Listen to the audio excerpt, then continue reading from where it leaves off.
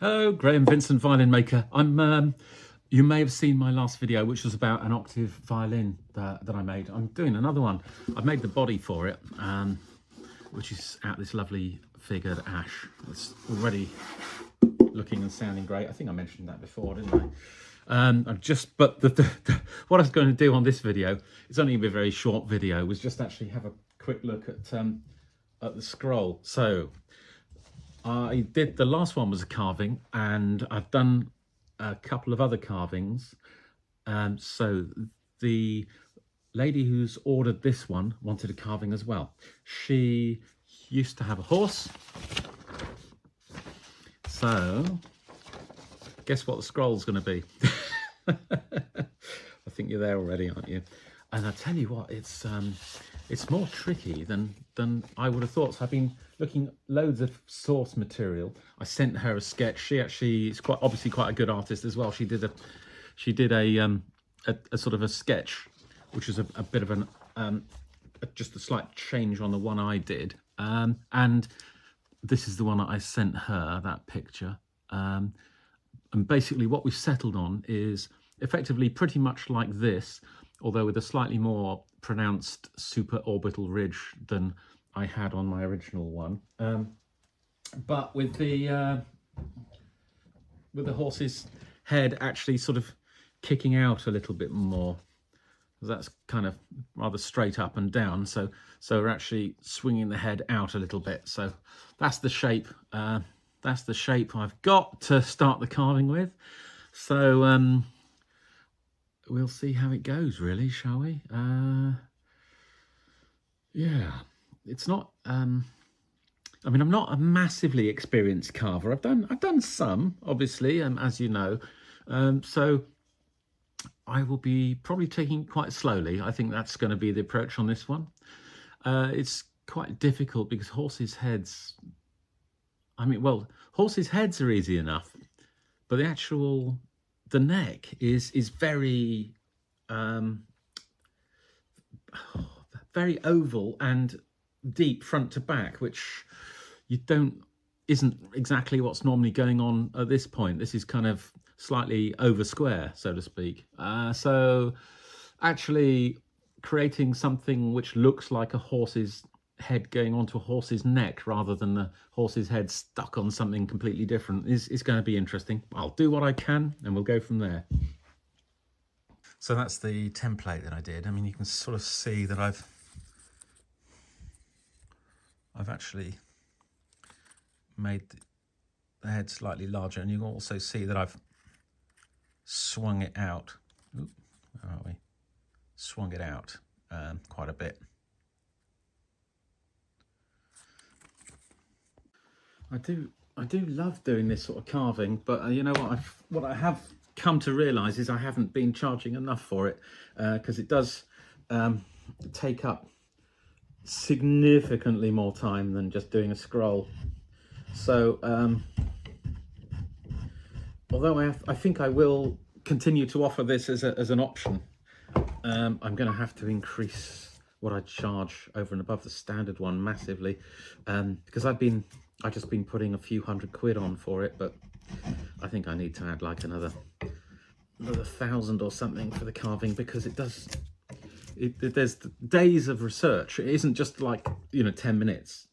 There's days of research, and then there's also, because each one is a client request, then there is sort of correspondence and confirmation with the client. And although I have some wonderful clients and generally they've been very easy to work with, nevertheless, there is still, however decisive they are, however easy it is to move things forward, you've got to build in that sort of time in your calculations. So yeah, that's really something. That's really true. Just marking out the back of the scroll, because this bit is still needed. I realised that my old faithful template, which I know you've seen, has made a few appearances on various videos. I've managed to crumple it up somehow. I don't know how that happened, but it has happened. So I think the time has come to to make another one of those. But there we go. Yeah. Such is life. Never easy, is it? I wonder what I did with it. I think I must have thrown something into the drawer on top of it or something like that.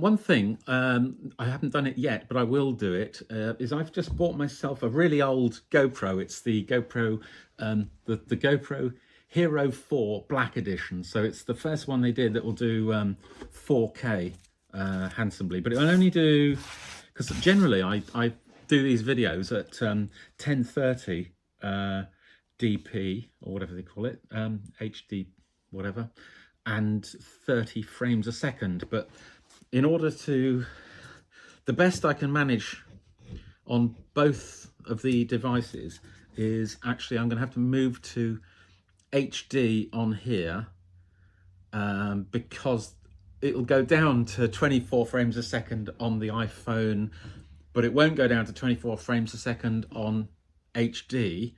And so anyway, basically I'm going to be filming everything in HD now, even though by the time YouTube's got hold of it, it's not really do you know, I think I've said that wrong. So I'm going to be filming everything in 4K now, which, although it ends up pretty much the same quality as HD when it's on YouTube anyway, that's the only, or the best common setting between the two. So, I mean, the reason I'm mentioning this is I will actually swap between cameras doing this video, and I'd be very interested if you would leave a comment letting me know if, let me know if the quality's okay all the way through. And the other thing I'd be really interested to hear is I did a video about buying a boat, and had a lot of views, and I was just intrigued to know if it had quite a few views, because people who have seen, or if it's been recommended to people who've seen my my violin channel. So if you have seen the other one as well, let me know, will you? Because I'd be quite interested to know why the other one did so well. This is what YouTubers talk about, isn't it? And I don't really think of myself as a YouTuber, so I'm going to shut up on that whole subject now and concentrate on actually the job in hand, which is making violins.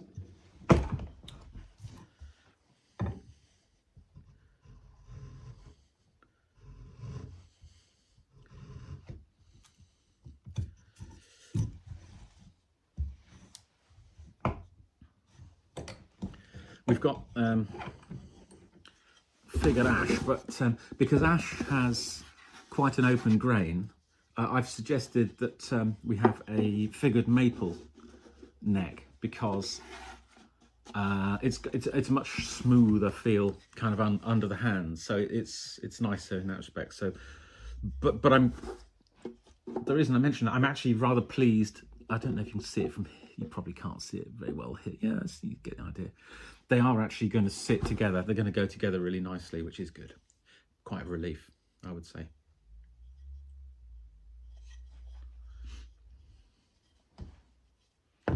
Right, let's leave it there for a moment. Okay, so another day, another dollar. Side profile's all right so far, but I'm slowly moving in on what I actually want. So problems at the moment, I mean, basically, I'll show you in a minute, but basically this cheek muscle kind of area is really pronounced on horses, so there's much too much timber in here. Also, the other thing is that on a horse like this whole area here is quite large compared with this. I'll show you on another picture in a second. So it doesn't look too bad from the side, but from the front, that's when things go all wrong. Suddenly you're looking at something that at this point in time looks more like a cow. Now,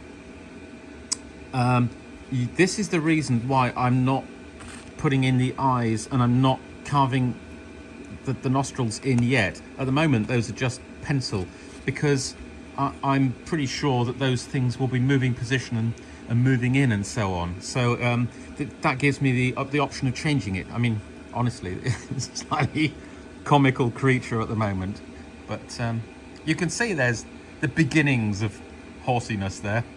I went on the internet this morning and found a couple more images that are rather nice. This one's really useful.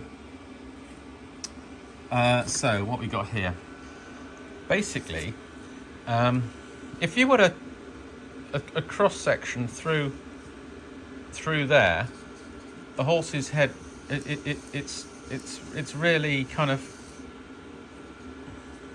quite oval and comes in underneath. What I've got at the moment, the top's probably about right, but what I've got at the moment is like more like that. So quite clearly I've got to take quite a lot of weight out in this section here. And the other thing that this picture shows really nicely is that real serious demarcation on this sort of line here. So there'll be a, where's that, sort of like that. So I've got to take out a whole load of material kind of there. That'll really improve the look of it. The other thing which that shows really well, and this picture shows really well as well, is just how big and lumpy that whole end part is. You see, I mean, this one really shows it well.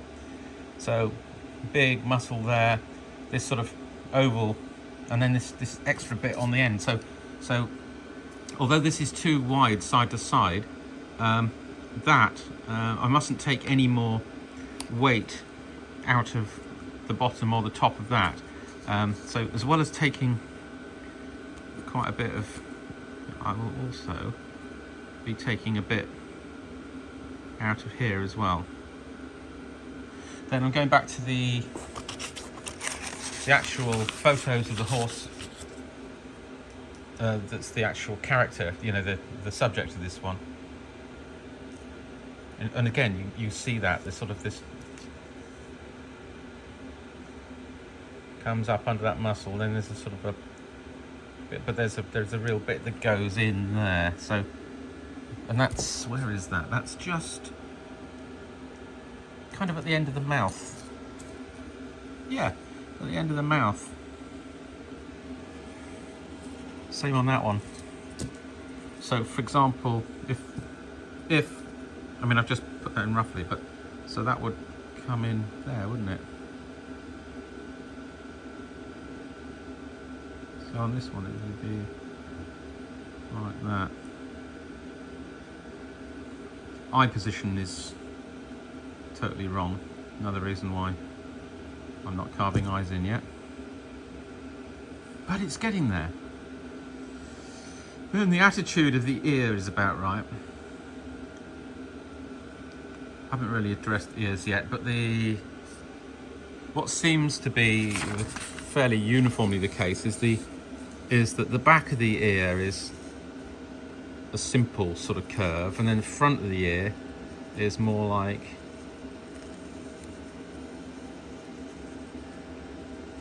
that. So, right, I've taken a bit more meat out of both sides of the snout. So it's got that, you know, talking about that oval kind of shape. I haven't done anything with the end yet, but it's looking a bit more horsey, I think. Let's hope so. If anything, it's looking a bit foreshortened, so I've got to maybe, I think I need to take a bit more weight out of here to sort of, for this bit here, because that sort of comes round and then back up on itself. Yeah, so that's a curve, and then that's another curve that way, isn't it? I'm having a desperate looking at it. Okay, that's slightly different. That contradicts that a little bit, but you have got that element of a curve that way. So you've got the curve here. It just comes up and then, so it's like an S here, isn't it? Okay, let's see what I can do. But the eye is kind of forward of the midsection of that, isn't it? Yeah, definitely. So the eye is forward of that. So yeah, you see how short this looks at the moment. Where's my pencil gone? So basically, that would need to. I think that's got to kind of needs to come up like that, and then the eye needs to be about there. This was actually looking like the worst of the two sides, but is now starting to look a bit more reason. So that would be like that, and the eye would be. Looks like a funny Labrador now. Oh gosh. Okay, onwards we go.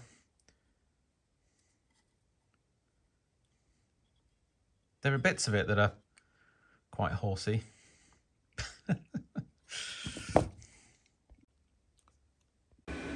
Okay, we're on ears and eyes. The ears quite interesting. The client wanted them sort of held back because horses tend to be able to sort of rotate their ears, and sometimes they have them pointing forwards, but other times they sort of listening backwards, so to speak. So that was the attitude that she wanted these ears in. So that's what I'm doing. Like the eyes and the nostrils, until I've really decided the outside shape, I don't actually start cutting holes, because that really takes away your wriggle room in terms of design. But I think we're nearly there on that ear. I'm quite reasonably happy with that. Then the eye is going to be something I'm tackling. Oops, gosh, sorry, tackling fairly soon. At the moment, I've got the sort of